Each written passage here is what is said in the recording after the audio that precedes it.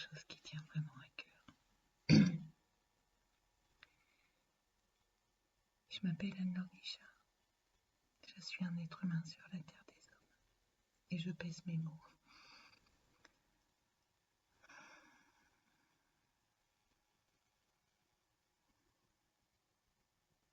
Il y a 80 ans, et c'est à peu près, il s'est produit le silence du non.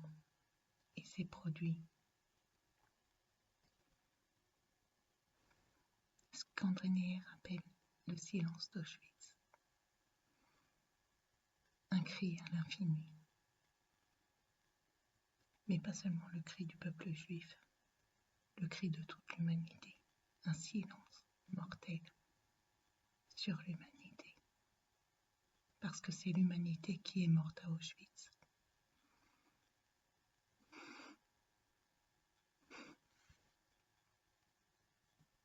Je ne vais pas y arriver.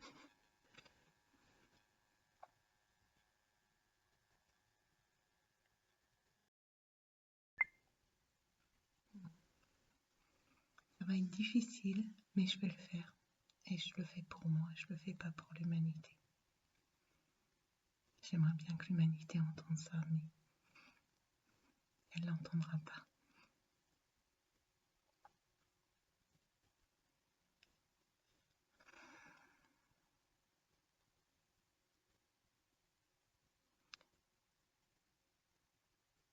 Au début,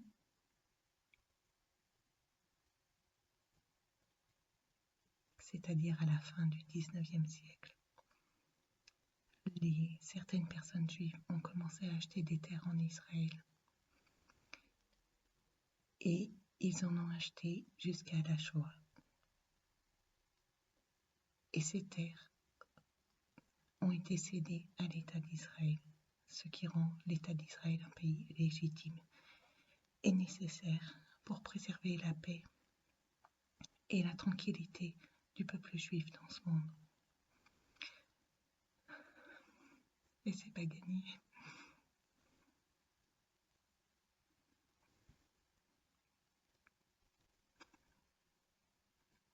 J'ai dit que je coupais plus.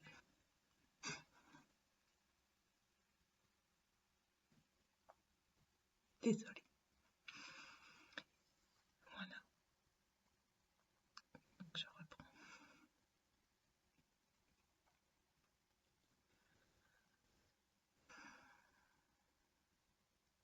L'humanité est morte à Auschwitz.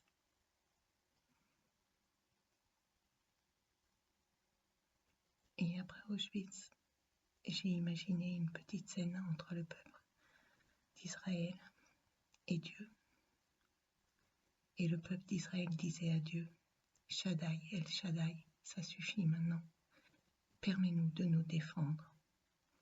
Et Dieu dit à Israël, tu peux te défendre Israël, mais seulement dans le sein du sein, car il n'y a que dans le cœur du cœur qu'un juif peut se permettre de n'avoir pas de cœur. Et ça, c'est très dur à dire. C'est horrible, mais c'est comme ça. Voilà, il y a un endroit du monde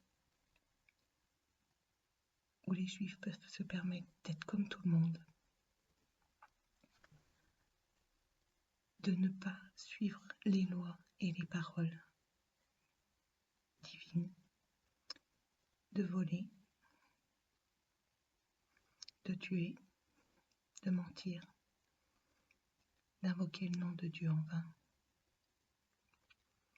ou pour justifier, voler, tuer, mentir.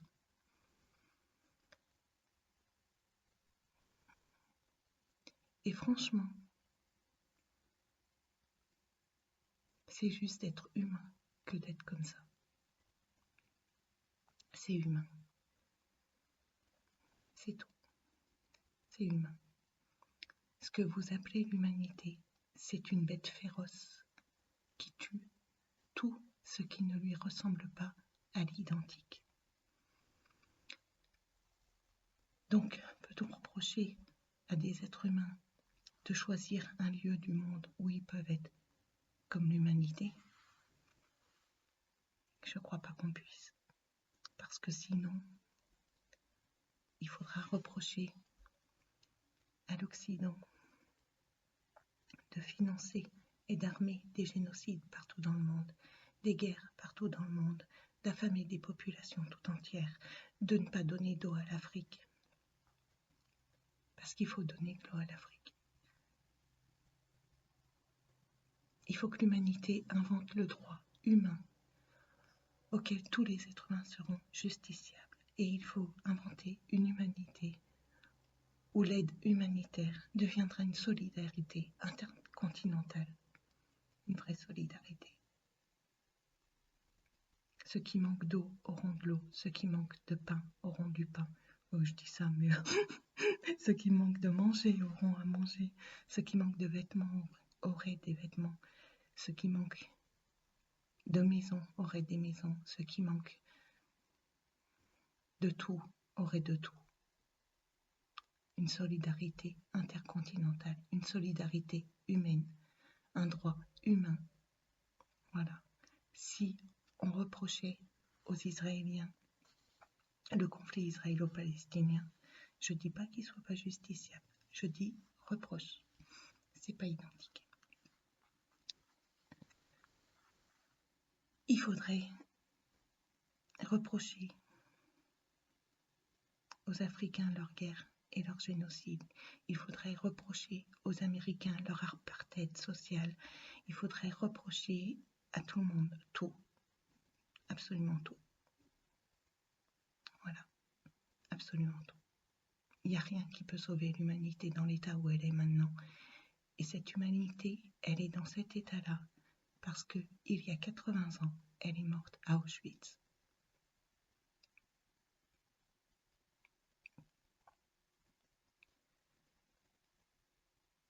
C'est très triste. Gunther Anders parlait d'un programme d'abêtissement des masses. Et tout le monde reprend ça aujourd'hui. Mais il n'y a pas de programme. L'humanité s'abêtit elle-même, toute seule, comme une grande.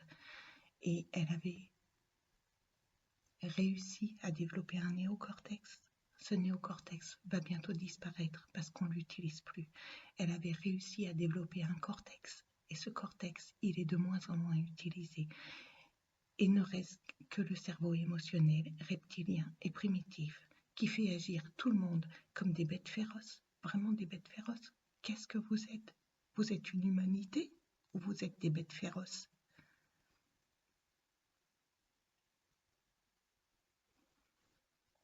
Moi, je ne peux pas répondre à cette question. Je peux absolument pas répondre à cette question. On appelle ça un trauma. Un trauma humain. C'est pas seulement l'identité juive qui a été oxyse pendant la Shoah, c'est l'identité de l'humanité.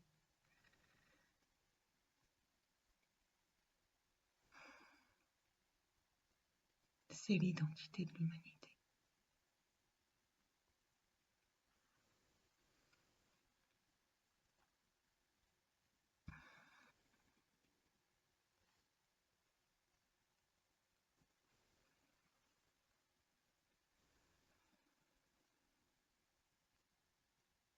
Dans une vision, j'ai eu la visite d'un guérisseur zoulou qui m'a dit « Voulez-vous nous aider ?» Et je leur ai dit « Mais comment ?» Non, j'ai pas dit ça. J'ai dit oui.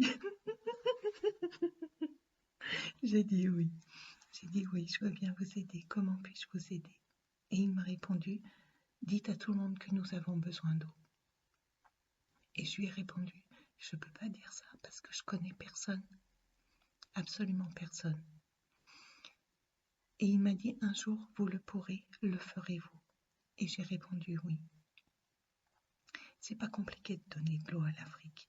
Il suffit de faire des usines de dessalement des eaux de mer et d'océan, de purifier l'eau, de la rendre consommable et de l'acheminer par camion ou par avion partout sur le continent africain.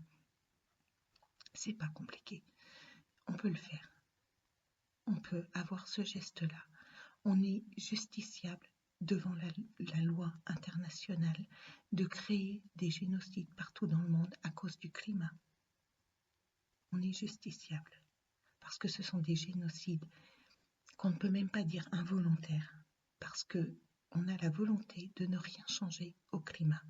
Donc, si nous, on change le climat, on est justiciable de ce changement-là. Et si j'étais africaine, je justifierais ça. Vraiment.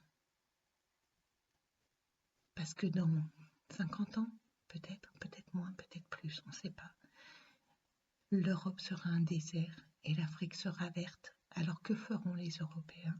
Ils émigreront en Afrique et ils mettront les Africains en Europe?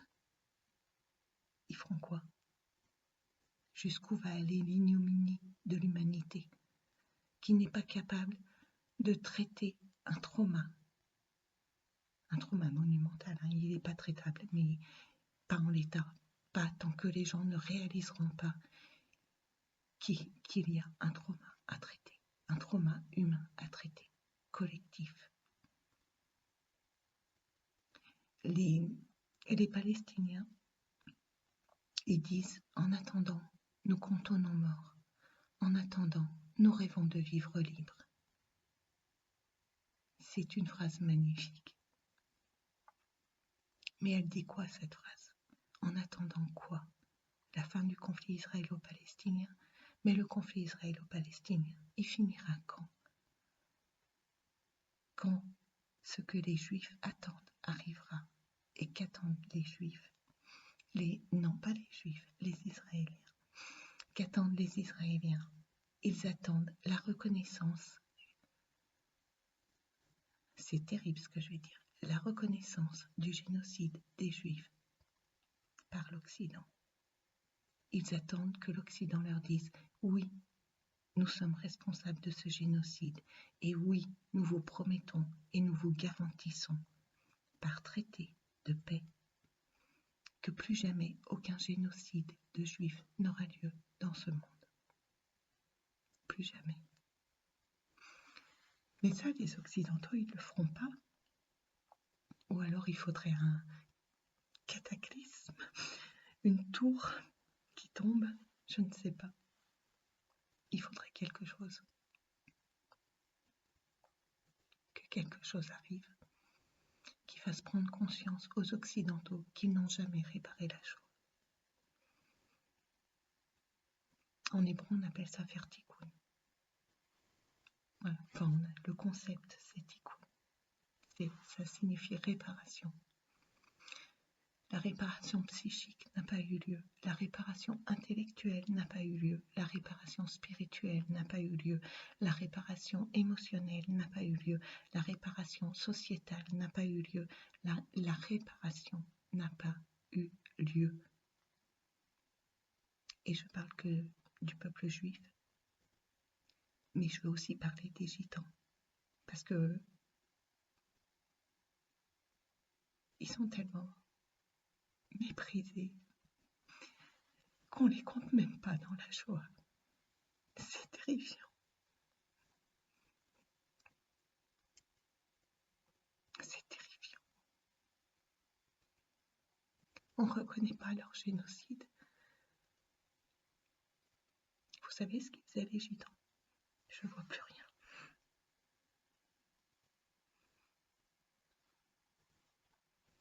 Les gitans,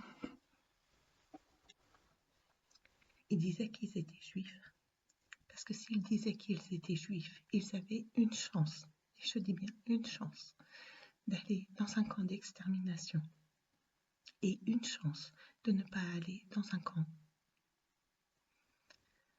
Oui, je suis tellement émotionnée que j'arrive même plus à dire ce que je veux dire. Ils avaient une chance d'aller dans un camp de concentration et une chance de ne pas aller dans un camp d'extermination. Et s'ils disaient qu'ils étaient gitans, ils étaient mitraillés sur place et jetés sur les places de leur village.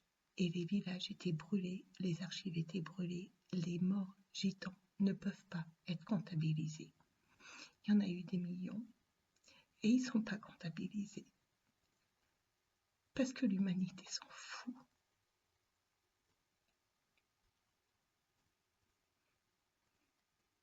L'humanité s'en fout. Voilà, c'est tout. Si je devais dire qu'une seule chose, c'est ça.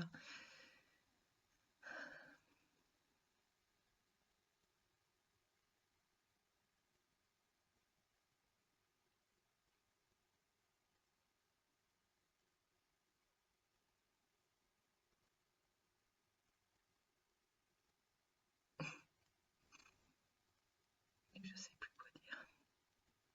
Mais je vais vous raconter quelque chose. À l'âge de 10 ans, je suis tombée sur un livre de photoreportage sur les camps de la mort, sur les charniers, des photos de tout ce qui s'est passé pendant la guerre de 1933 à 1945. Et ça a été photographié. Et les gens vous disent, je ne savais pas, nous ne savions pas, non, nous ne savions pas. Nous avons tout photographié, mais nous ne savions pas. Voilà, ça c'est l'humanité. Donc, j'ai vu ce livre. Et ma réaction, ça a été de pleurer pendant des jours entiers en me disant comment l'humanité peut se faire ça à elle-même. Et en fait, c'est un trauma pour moi. Ça se voit, il n'y a pas de problème. Ça m'a traumatisée. Et ça m'a vraiment traumatisée. Et le conflit israélo-palestinien, je n'en pensais rien. C'était loin de moi jusqu'en 2014, où on m'a demandé que pensez-vous de l'Alliance universelle et de l'humanisme juif relativement à ce qui se passe en Israël. Et là, on m'a mis dans une panade absolue. Que puis-je penser de la contradiction absolue?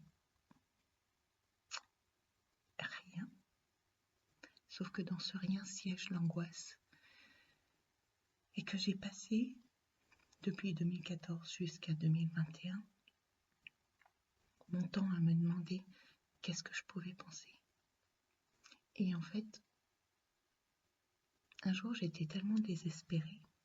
J'ai demandé à mes voix, disons que je suis entendeuse de voix, donc comme ça règle la question.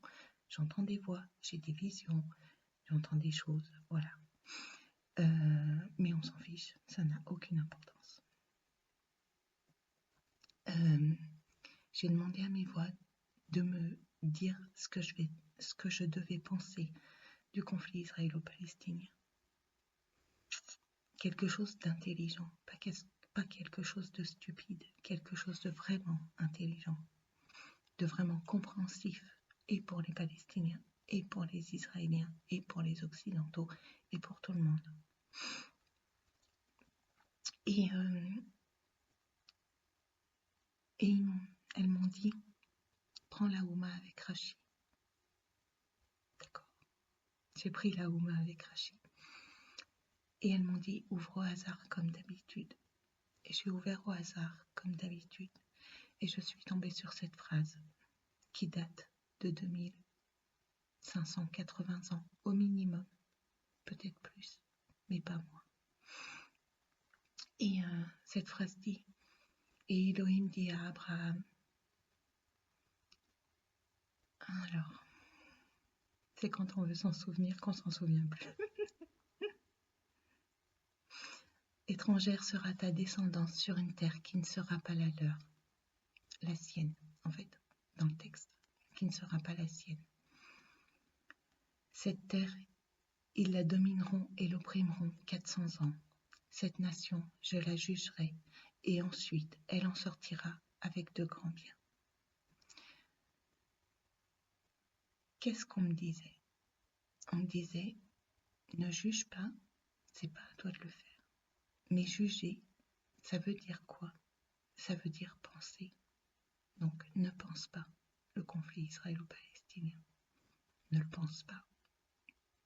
Et ne le pense pas, ça veut dire ne le sois pas. En tout cas, dans la philosophie juive, dans la philosophie heideggerienne, dans la philosophie japonaise, bouddhiste, taoïste, sont le même penser et être. Donc, ne sois pas toi-même le conflit israélo-palestinien.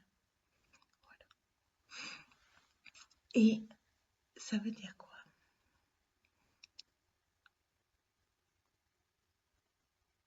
Qu'est-ce que ça veut dire? Un être humain qui fait dire à Dieu, cette nation, je la jugerai. Comment il juge Dieu? Il juge en étant, il juge en pensant, il juge en vivant, en existant, à travers nous, d'après le judaïsme. Donc, il est cette nation, il vit ce qu'elle fait, en bien comme en mal. Il le vit, d'après le judaïsme. Voilà. Donc en fait, ça veut dire que l'histoire de l'État d'Israël est l'histoire de l'État d'Israël. Et que dans 400 ans, quand on sera arrivé à résilier le traumatisme de la Shoah tous ensemble, nous en prenant nos responsabilités, tout le monde en prenant ses responsabilités, absolument tout le monde, l'humanité tout entière.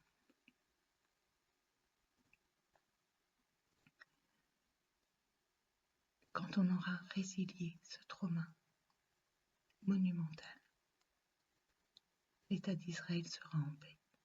C'est tout ce que ça veut dire. Et peut-être que je m'avance, mais je sais que ces terres qui sont spoliées aux Palestiniens seront rendues aux Palestiniens quand Israël pourra signer le traité de paix avec la Palestine. Parce que, tout simplement, ils sont juifs, pour la plupart des Israéliens. Et le gouvernement représente ce peuple-là en partie, pas en totalité, mais en partie, et qu'on ne spolie pas le bien de son voisin. Donc on le rend quand on n'en a plus besoin. Et Israël, je le redis parce que c'est important, rendra ces terres quand ils auront reçu la garantie que l'humanité plus jamais ne les génocidera. Et cette garantie, s'ils l'obtiennent, c'est le premier pas vers un droit humain qui peut interdire les génocides sur la terre, qui n'est pas la terre des hommes, qui n'est pas la terre des femmes, qui n'est pas la terre des humains, qui est la terre qui s'appartient à elle-même. Parce que si vous allez sur la Lune et que vous regardez la Terre, les êtres humains, ce sont des tout petits vers, comme ça, minuscules, des tout petits vers qui rampent sur le dessus de la Terre, à 2 pattes, au lieu de 4, ou de 10, ou de 1000. Mais en tout cas, c'est comme ça. Nous sommes des vers de terre. Voilà. Nous ne sommes rien. Et nous nous battons pour des riens, au lieu de bâtir une humanité belle et en paix, paisible et apaisée. Et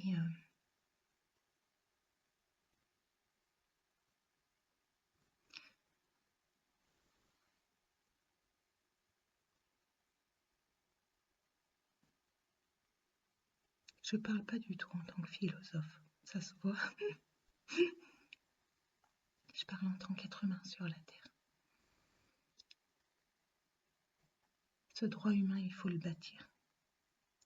Parce qu'il faut pouvoir interdire les génocides, il faut pouvoir interdire les violences faites aux femmes, aux hommes, aux enfants, aux vieillards. Il faut pouvoir interdire les discriminations faites sur les différences. et je sais de quoi je parle. Il faut pouvoir, il faut que les gens réalisent que quand ils sont discriminés pour une différence, ils ne doivent pas discriminer pour une autre différence. Si je suis noire et homosexuelle et un homme, et que je suis discriminée pour ça, pour ces trois choses-là, j'ai pas le droit. Éthiquement, je n'ai pas le droit de discriminer quelqu'un d'autre parce qu'il va être juif, arabe, je sais pas, blanc, je sais pas, hétérosexuel, quoi qu'il en soit. Je n'ai pas le droit.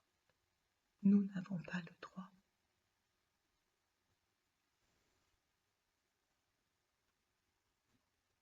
J'ai été rejetée toute ma vie par tout le monde et je peux vous dire que ça m'a pas empêché d'aimer l'humanité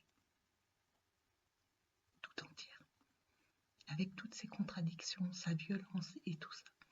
Et pourtant je hais la violence, je hais la discrimination.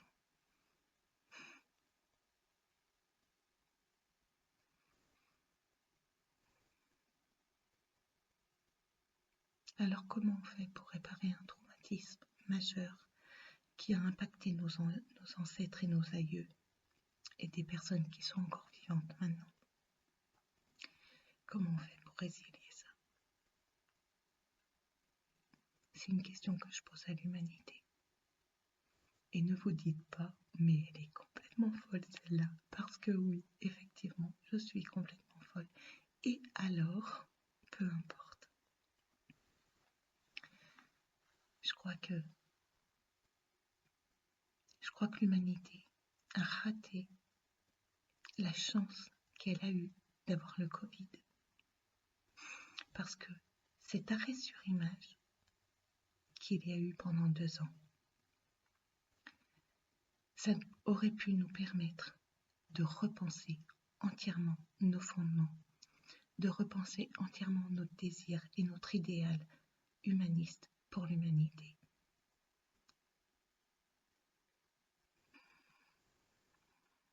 Et nous ne l'avons pas fait.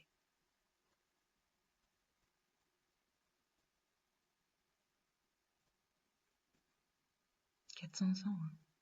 Il y a 2580 ans, ou 2480 ans, je ne sais plus. Il y a des hommes qui étaient juifs et qui savaient déjà que la Shoah allait exister 2500 ans plus tard. Parce qu'il y a des êtres comme ça sur cette terre, mais vous ne les voyez pas, vous ne les entendez pas, vous ne les connaissez pas. Vous ne savez pas à quel point l'humanité peut être vraiment magnifique si, au lieu de s'abêtir et de fonctionner avec son cerveau reptilien, elle fonctionnait avec son esprit et pas son intellect. Et de mettre son intellect au service de son esprit. Vous n'avez plus aucune rationalité. Vous n'êtes plus du tout raisonnable. Vous n'êtes plus du tout rationnel. C'est terrifiant. Vous vous croyez les maîtres du monde, vous vous croyez maîtres et possesseurs de la nature. Et en fait, vous êtes tous aliénés par un trauma gigantesque. Alors, je ne suis pas psychologue. Je ne suis pas juive. Je suis occidentale et philosophe. Je ne suis pas africaine. Je ne suis pas américaine. Je ne suis pas américaine du Sud ou du Centre. Je ne suis pas russe. Je ne suis pas ukrainienne non plus. Je ne suis pas syrienne. Je ne suis pas irakienne. Je ne suis pas japonaise. Je ne suis pas chinoise. Je ne suis pas mandchoue. Vous hurlez tous contre la Chine. Mais la Chine, pourquoi elle est dans l'état où elle est maintenant? Parce que les Japonais ont fait le génocide des Mandchous et que, ayant perdu les Mandchous, ils ont tout perdu. Ils ont tout perdu. Vous avez tué toute l'humanité. la tuer. Et celle qui demeure vivante est mort-vivante, ou survivante, mais en tout cas elle n'est pas vivante. Donc posez-vous des questions. Posez-vous vraiment des questions.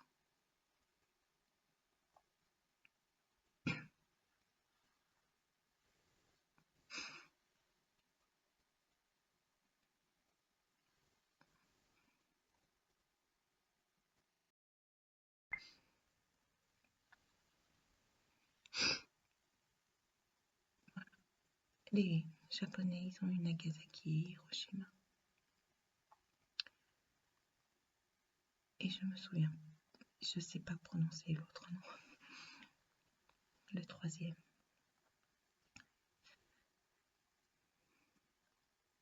J'y arrive pas. Je sais pas. Désolée. Et les Russes, ils ont eu la révolution. Et je suis désolée, mais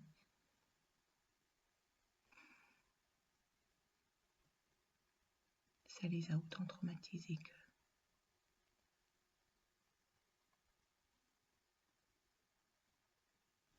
On a eu la Révolution française.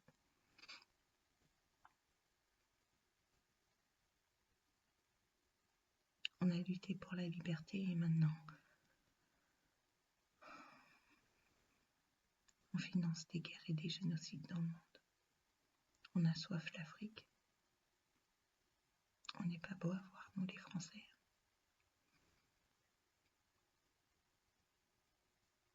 Mais l'humanité est pas belle à voir. J'ai même pas envie de la juger parce que je sais d'où ça vient. C'est juste qu'il faudrait s'arrêter de réagir, faire le silence, une bonne fois pour toutes, réfléchir, penser et laisser les solutions s'avancer. Parce que tant que vous serez dans l'action réactive et réactionnaire, et ben vous n'arriverez pas à vous sauver vous-même. Alors vous allez me dire, on n'a pas besoin d'être sauvé. Moi, je pense que si vous avez besoin de vous sauver vous-même, vous avez besoin de savoir d'où vous venez, qui vous êtes, où vous allez, et quel est l'idéal que vous voulez pour l'humanité. Vous devez vous poser cette question-là, parce qu'elle est cruciale. Est-ce que vous voulez la guerre de tous contre tous, qui décimera 80% de l'humanité, à commencer par les têtes décidantes, parce que c'est toujours elles qui tombent en premier? Ou vous voulez tout de suite créer un monde pas meilleur, hein, parce que franchement, ce serait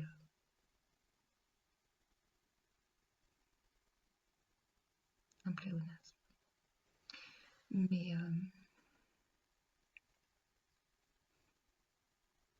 qu'est-ce que vous voulez être? Qu'est-ce que vous voulez que l'humanité soit?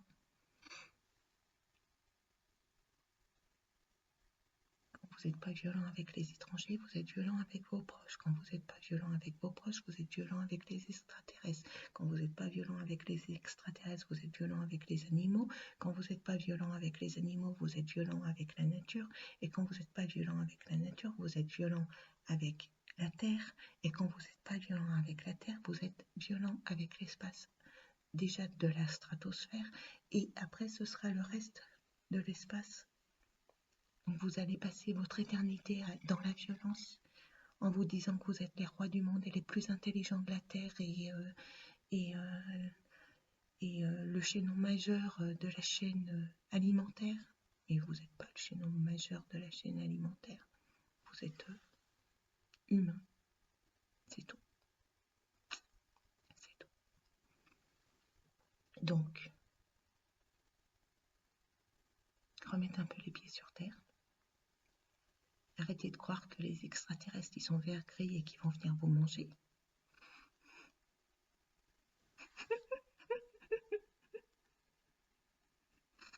Non, sérieusement.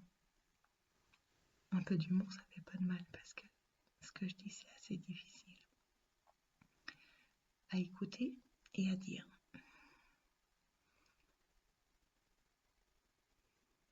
Qu'est-ce que vous voulez créer? Qu'est-ce que vous voulez être? Qu'est-ce que vous voulez devenir? Et est-ce que vous voulez vivre pour l'éternité dans le silence d'Auschwitz? C'est toute la question. Est-ce que vous voulez être humain?